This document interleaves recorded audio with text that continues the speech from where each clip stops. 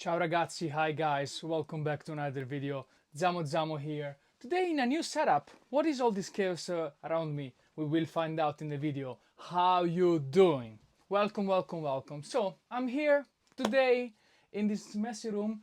This is actually my attic. This is where I keep a lot of the stuff that I sell, the stuff that I move around. It's a mess, so I wanted to be held accountable on the internet, and I was like, okay, let me show you guys the dark side of, like, collecting clothing. You keep in mind all of the factors.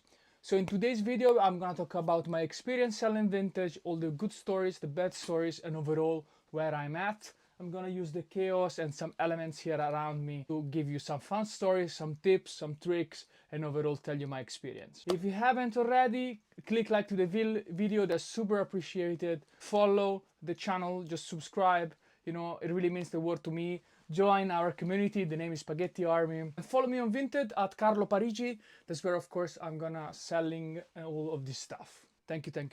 Grab your own drink. Today we have a creatine iced tea kind of thing I made myself. Grab a coffee, grab a water, take a sit, and let's talk vintage selling. Let's talk first of all 3 positive things, 3 negative things. I'm gonna say that the first positive thing, of course, about selling vintage is the fact that you have a side hustle, you have like a side income. You can start slowly, you just buy a few things, you just sell a few things, and that is amazing. I think that overall the idea of having another source of income, it's amazing. So good thing number 1, you can start selling vintage very easy and you can make some good money. Number 1. Thing number 2 is that, of course, in theory, don't laugh looking at this, but in theory, selling things that you own, especially at the beginning, is gonna make your house tidier, it's gonna make your house cleaner, and that's gonna really help you understand which clothes you like. So that's super cool.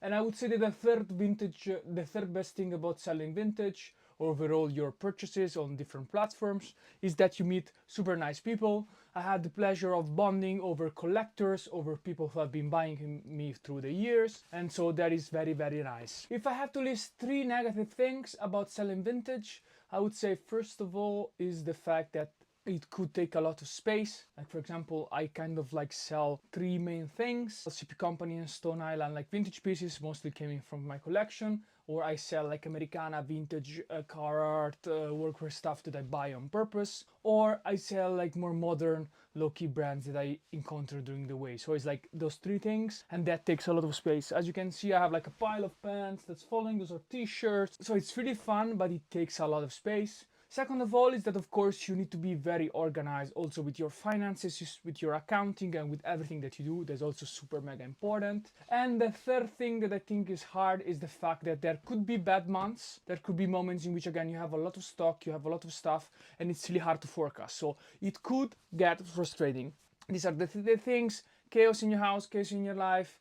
You need to be super organized, and understanding, okay, what sells, what doesn't sell, what the heck is going on. And if something doesn't work, take it easy. It might happen, maybe, for example, right now is summer, so you don't sell a lot of winter things, but there could be a surprise. Retail selling things is really like a flow. Yeah, my story. So I used to be working in for CP Company, as I said in this video.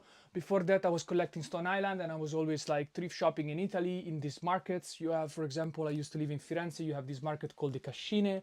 That's where you go every week and you just have a good time there, and it's really nice. I started picking up collecting Stone Island because I was a fan back then, 10-15 euros. Then I started going on the Supreme wave. I was meeting and selling people on Facebook Marketplace.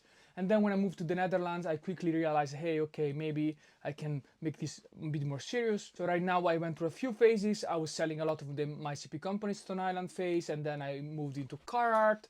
Now I've been relaxing a little bit because I have a great job with flaneur, as I talk about it in this video. So overall, for me now, it's just like a fun hobby. It's really cool. You can get pieces for yourself. You can meet people. You can move around, but you really have to be organized, and I'm not. So again, as I said at the beginning of the video, this is kind of a call for me. You should try if you want. Selling vintage is amazing. You should absolutely try. It's really easy, as I mentioned. Just get a couple of things that you don't wear and just sell them on Vinted, on all the platforms, depending on where you're based. Could be eBay, could be Depop, Grey, whatever.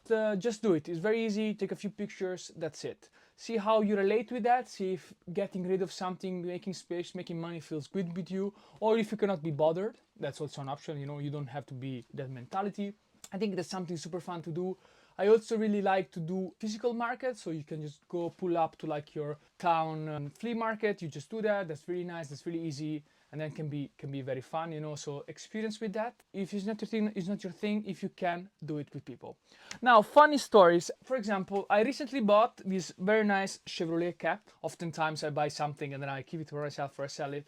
And for example, this was delivered to me with a security tag, safety tag. This happened, and I'm screwed. Now I have to hammer it. If you have any recommendation, just write down in the comments. Or sometimes you order something and you think it's like a real vintage, like for example this parachute bag, but actually this is a reissue. So this is a reproduction, this is not a real parachute bag, and yeah, you're screwed. So you know, there's many things that you can do. For example, I was able to buy also vintage, this beautiful pair of 11 by BBS. So you know, being exposed to the market, you can really find cool things, find treasure. It's like kind of like a fun hobby, always being on the lookout for things. So I really like that. Expect the unexpected. Be careful of fakes. Unfortunately, fakes is a plague these days, you know, and it's really hard, especially if you're looking for Stone Island SP company pieces. But overall, aside from the chaos, I would feel like recommending selling vintage 100%. So this was my experience. A great chance to collect at the beginning, then became a money opportunity. But then of course a money opportunity that was hard to scale, and so I decided to tone it down, and now I'm back at it. That's why you see so much stock, because yeah, I've received, for example, these super nice workwear pieces, and now I'm just doing it for fun. If you have any questions, leave them down below. Zamo is here to reply. Our community is here to have fun, to share tips and tricks. Otherwise, have a beautiful Sunday, have a beautiful day, drink plenty of water, eat your lasagna, and see you at the next one. Love you, bye!